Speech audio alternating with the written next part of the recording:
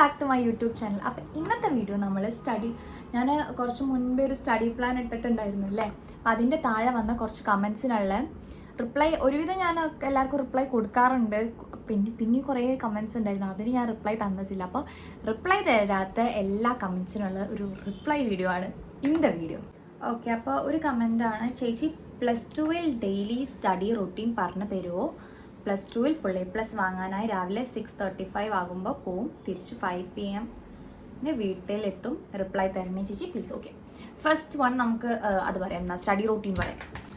നിങ്ങൾ രാവിലെ തന്നെ പോവുക. അപ്പോൾ രാവിലെ നിങ്ങൾ എത്ര മണിക്ക്? ഞാൻ 3 മണിക്ക് എണീറ്റ് പഠിക്കും നിങ്ങളടുത്ത് പറഞ്ഞിട്ടുണ്ട്. അപ്പോൾ 3 to 4:30 ഞാൻ എന്ത് പഠിക്കും? കെമിസ്ട്രി പഠിക്കും. എനിക്ക് വേണ്ടി ഞാൻ ഇപ്പോൾ എഴുതാണ്. കെമിസ്ട്രി പഠിച്ചു. ഇനി ഞാൻ 4:30 to 5:30 ഞാൻ ചെയ്യാറ് എന്ത് പഠിക്കാറിയോ?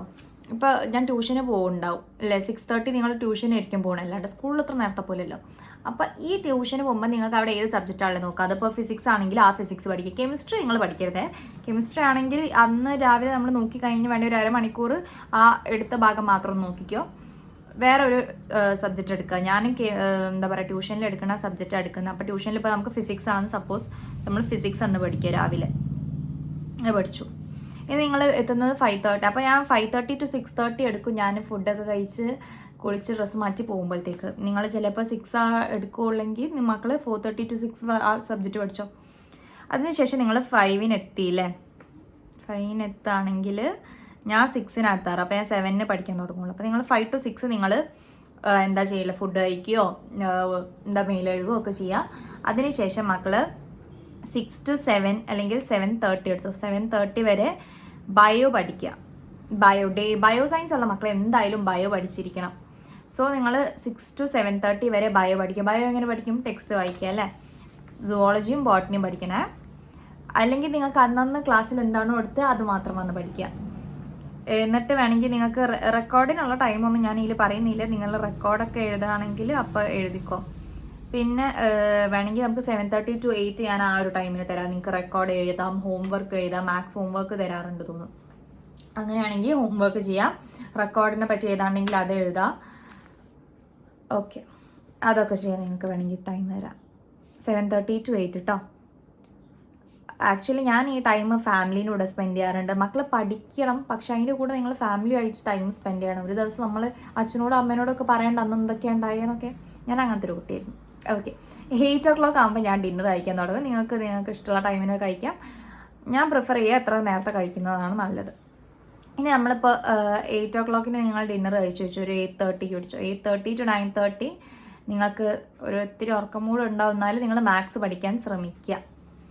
മാത്സ്, അപ്പോൾ നമുക്ക് മാത്സായി. ഇനി ഏതാളുള്ള നമ്മൾ സബ്ജക്റ്റൊക്കെ ഏകദേശം കഴിഞ്ഞു. പിന്നെ 9:30 to 10 മക്കൾ ഇംഗ്ലീഷ് വായിച്ചോ. ഇംഗ്ലീഷ് വായിക്കുക. 10-10:30 ആകുമ്പോഴത്തേക്ക് കിടന്നുറങ്ങുക. കാരണം നിങ്ങൾ 3 മണിക്ക് എണീക്കുന്നുണ്ട്, നിങ്ങൾക്ക് അത്യാവശ്യം ഒരു ഉറക്ക് വേണം. അപ്പോൾ 3 മണിക്ക് എണീക്കുന്നുണ്ട്. ഇനി 3 മണിക്ക് എണീക്കാത്ത മക്കളാണെങ്കിൽ എന്താക്കുക, ആ നേരത്തെ നമ്മൾ ചെയ്തുകൊണ്ടിരുന്നത് 10 മണിക്ക് ശേഷം പഠിക്കുക. നിങ്ങൾ കിടന്നുറങ്ങുക. മക്കൾ കിടന്നുറങ്ങണം, ഫുഡ് കഴിക്കണം, പഠിക്കുകയും ചെയ്യണം കേട്ടോ. അല്ലാണ്ട് പഠിക്കുക മാത്രം ചെയ്തിട്ടുണ്ടെങ്കിൽ കാര്യമുണ്ടോ? ഇല്ല, നമ്മളെ ഹെൽത്ത് നോക്കണ്ടേ നമ്മൾ. പക്ഷേ ഇപ്പം ഞാൻ നിങ്ങൾക്ക് പറഞ്ഞു തരുന്നത് എൻ്റെ സ്റ്റഡി പ്ലാൻ ആണ്. ഇത് നിങ്ങൾക്ക് വർക്കൗട്ട് ആവണമെന്ന് നിർബന്ധമില്ല. ചിലപ്പോൾ നിങ്ങളുടെ രീതി വേറെ ആയിരിക്കും. അപ്പം നിങ്ങൾക്ക് ഏത് സബ്ജക്റ്റാണോ അപ്പോൾ പഠിക്കാൻ തോന്നുന്നത്, അല്ലെങ്കിൽ നിങ്ങൾക്ക് ഏത് ടൈമിൽ ആ സബ്ജക്റ്റ് പഠിക്കുമ്പോഴാണോ നന്നായി വൃത്തിക്ക് ആ സബ്ജക്റ്റ് പഠിക്കാൻ തോന്നുന്നത്, ആ ടൈമിൽ പഠിച്ചാൽ മതി. എല്ലാവർക്കും ഒരേ സ്റ്റഡി പ്ലാൻ അല്ലെങ്കിൽ ഒരേ സ്റ്റഡി റൂട്ടീനോ വർക്കൗട്ട് ആവണമെന്നില്ല. അപ്പം മക്കൾക്ക് ഏതാണോ ആ ടൈമിൽ പഠിക്കാൻ തോന്നുന്നത് എന്നുള്ളത് പഠിച്ചാൽ മതി കേട്ടോ. എന്നിട്ടുള്ള ചേച്ചി, എനിക്ക് +1 97 ഉണ്ട്. +2 എത്ര മാർക്ക് സ്കോർ ചെയ്യാൻ പറ്റും എന്നൊക്കെയാണ് ചോദിക്കുന്നത്. അപ്പം നിങ്ങൾക്ക് മാർക്കിംഗ് സിസ്റ്റത്തിനെ പറ്റി ഞാനൊരു ചെറിയ ഐഡിയ പറഞ്ഞുതരാം. നമുക്ക് +1 ടോട്ടൽ 520 മാർക്ക് വരുന്നത്. അത് നിങ്ങൾക്കൊക്കെ അറിയാൻ മതി. അപ്പോൾ നിങ്ങൾക്ക് ഏകദേശം ഒരു മാർക്ക് കിട്ടി വിചാരിക്കും. ഇതിൻ്റെ കൂടെ നമുക്ക് +2 വരിക 680 മാർക്ക് വരിക.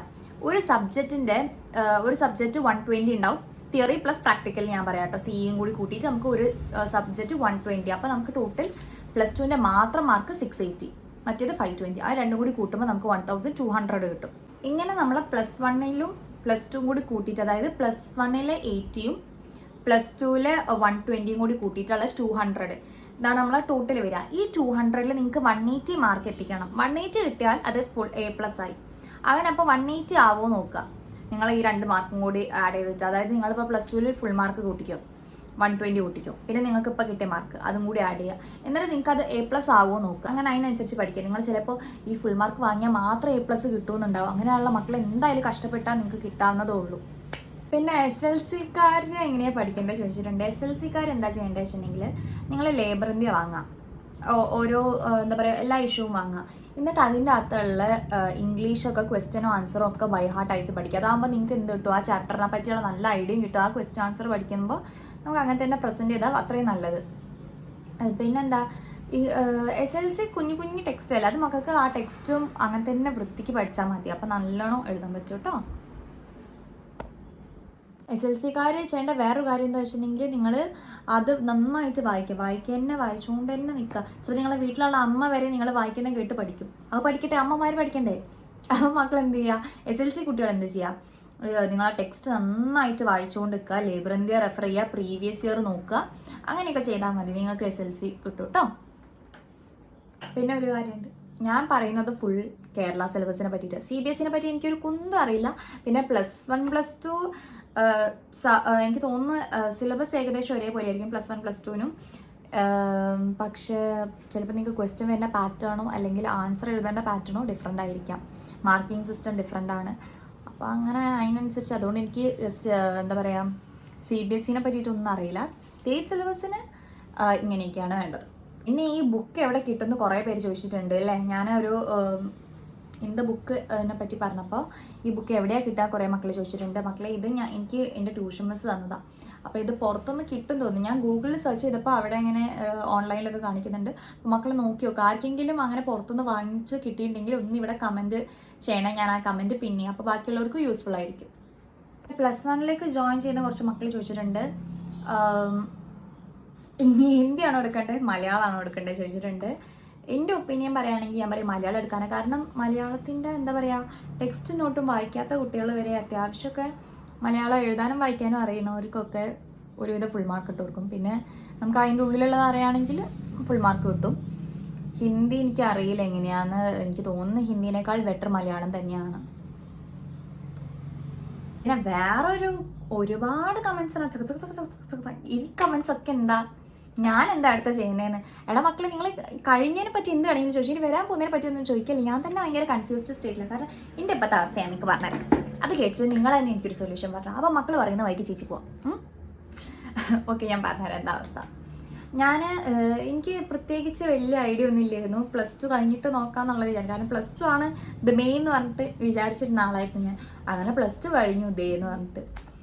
അപ്പം ഇനി നെക്സ്റ്റ് എന്തെന്ന് എനിക്കിപ്പോഴും അറിഞ്ഞൂടാ. ഓക്കെ, ഞാൻ 2 കാര്യത്തിലായിരുന്നു എനിക്ക് ഇൻട്രസ്റ്റ്. ഒന്നെങ്കിൽ നമ്മൾ IT എടുത്തിട്ട് പുറത്ത് എവിടെയെങ്കിലും സെറ്റിൽ ആവുക എന്നുള്ളതും, രണ്ടാമത്തത് പറഞ്ഞിട്ടുണ്ടെങ്കിൽ മെർച്ചൻ്റ് നേവിക്ക് പോകുക. അതായത് എന്താ, ചെറിയ ഏജിൽ തന്നെ നന്നായിട്ട് ഏൺ ചെയ്യാൻ പറ്റും. അങ്ങനെയൊക്കെ ഉള്ളതായിരുന്നു എൻ്റെ ഒരു 2 ഓപ്ഷൻസ്. അതിൽ ഫസ്റ്റ് ആണ് BSc കമ്പ്യൂട്ടർ സയൻസ്. ഞാൻ പറഞ്ഞത് ഞാൻ ബയോ സയൻസ് ആണ്, ഞാൻ പോകുന്നത് കമ്പ്യൂട്ടർ സയൻസ്, അത് നോക്കണ്ട.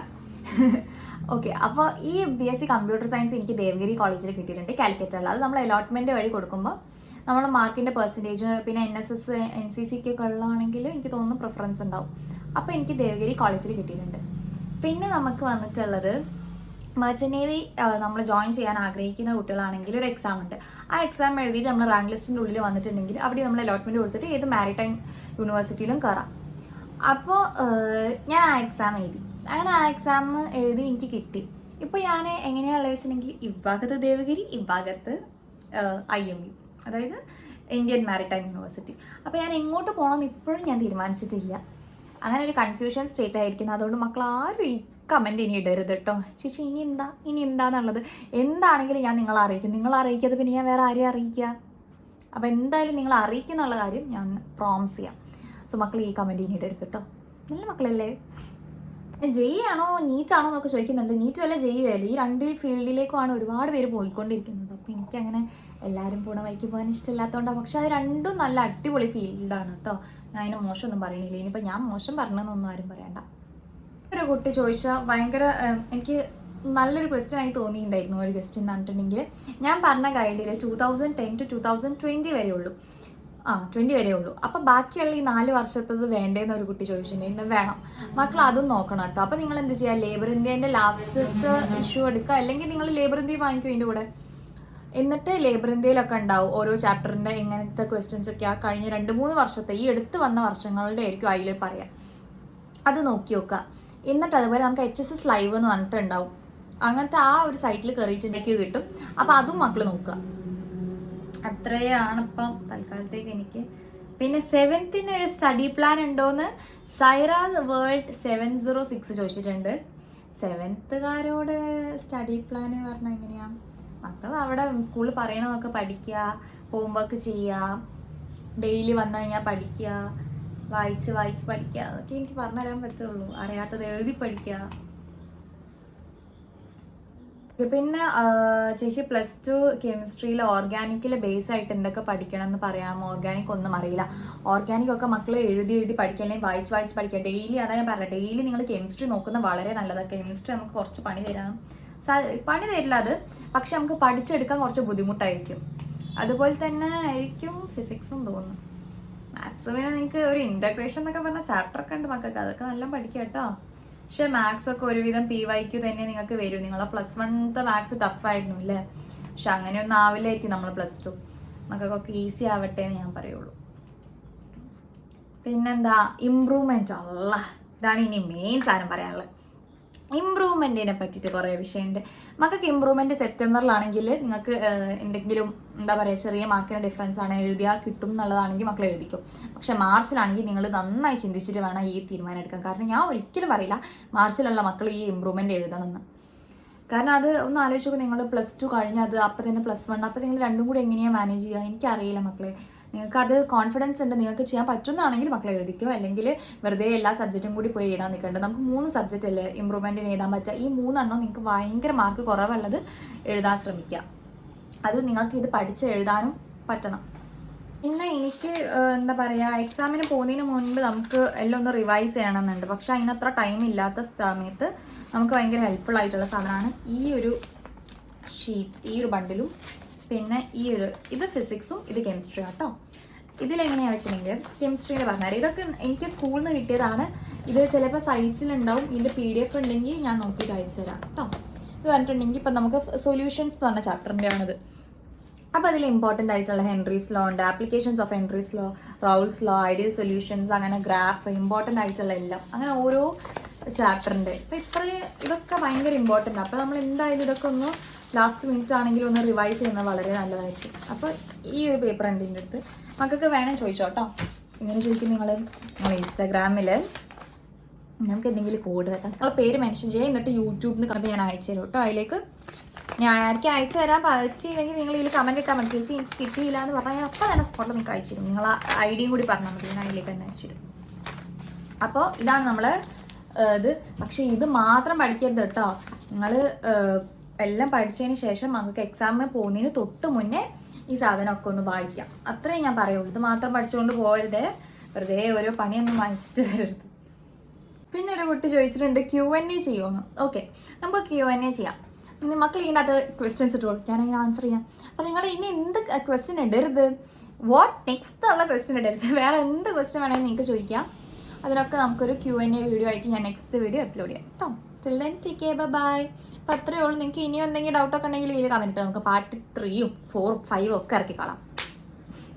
ഞാൻ പറ്റുമ്പോൾ നിങ്ങൾക്ക് എല്ലാ ഹെൽപ്പും ചെയ്യും. നിങ്ങൾക്ക് ഇനി ഏതെങ്കിലും ചാപ്റ്റർ പറഞ്ഞു തരുമോ ചോദിച്ചാൽ ഞാൻ വേണേൽ അതിൻ്റെയും വീഡിയോ ഇടാൻ ഞാൻ റെഡിയാണ്. അപ്പോൾ മക്കൾ ചോദിക്കുക, ഞാൻ ഹെൽപ്പ് ചെയ്യാം, റെഡിയാണ്. പിന്നെ വേറെ കാര്യം പറയാൻ മറന്നു, നിങ്ങൾ ആദ്യമായിട്ടാണ് എൻ്റെ ചാനൽ കാണുന്നതെങ്കിൽ സബ്സ്ക്രൈബ് ചെയ്യാൻ മറക്കരുത്. So thanks for watching. Stay tune. By.